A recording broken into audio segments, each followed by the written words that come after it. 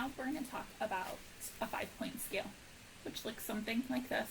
I'm sure you've all been exposed to some of them. And so basically what it is it's just looking at 5 different ratings for the student's feelings or emotions or behavior. So for this one, this is kind of just a general one. Level 1 is happy and great, 2 is pretty good, 3 is okay, 4 is overwhelmed, and then 5 is angry.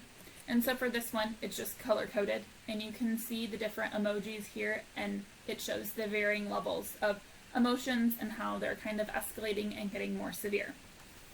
So the purpose of this 5-point scale is it's really just a way to help students understand and recognize more of self-regulation and self-monitoring of behaviors, so they can understand when their behaviors are changing, what might be causing the change in those behaviors, and ways that they can cope and help regulate so that the behavior doesn't get too extreme and out of control, which we always want to prevent at school and in the classroom.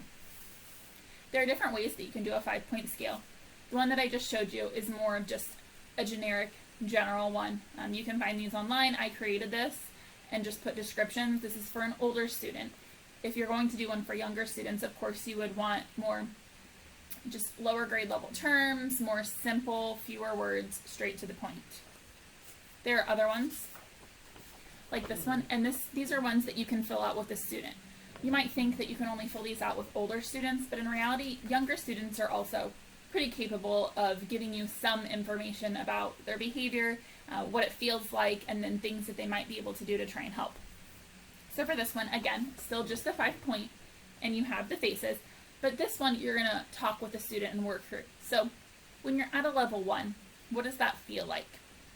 When you're at a level 4, what does that feel like? What is your body trying to say to you?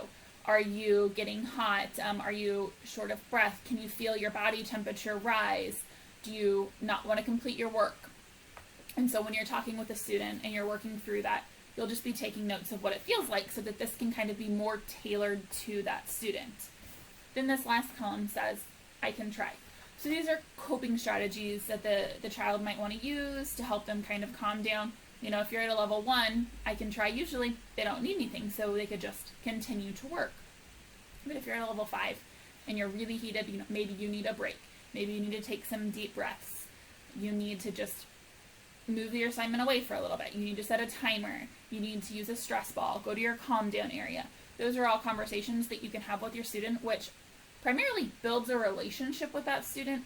You're getting connected to them. You're letting them know that they're struggling a little bit, and let's kind of talk through it so that you as a teacher or a parent can also have a better understanding of your child. What might be some signs when they're starting to go from one level to the next, so maybe you can intervene, but then also so they know, I want to support you, I want to help you, and so let me know what it feels like for you and things that might calm you down so that I can help you when you're in that situation and maybe can't help yourself. There are also some different ways. So for this one, it's kind of hard to see, it's pretty dark, but these are pictures of me. So I modified this for one that I had made for a student in which I used him. I used pictures of himself to go on his scale because he was able to relate to that. And so when we were talking through, I said, show me what it looks like when you're happy. Show me what it looks like when you're kind of nervous or maybe you're tired, what that face looks like. Show me what it looks like when you're feeling frustrated or worried. And then what do you look like when you're angry or out of control? So again, this is only a 4-point scale, which is also fine. You can decide how many levels. I probably wouldn't go over 5 because that's just a lot. So this was for a kindergarten kiddo.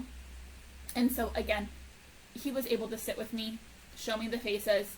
I plotted his in just to help him kind of recognize. And then again, we talked through what does that look like. And I was able to put it in a specific scale for him, which allowed him to relate to it. And it was just more appropriate for him. But again, they all don't have to be that individualized. You can use a generic one. You know your students or your child, and so you would know what works best for them. I just kind of wanted to show you that there's a big range of things that you can do. And so again, it can be simple or you can make it more intense. Another way is also, it could just be a simple level system. So you can see the different smiley faces. You can see kind of what they're looking like.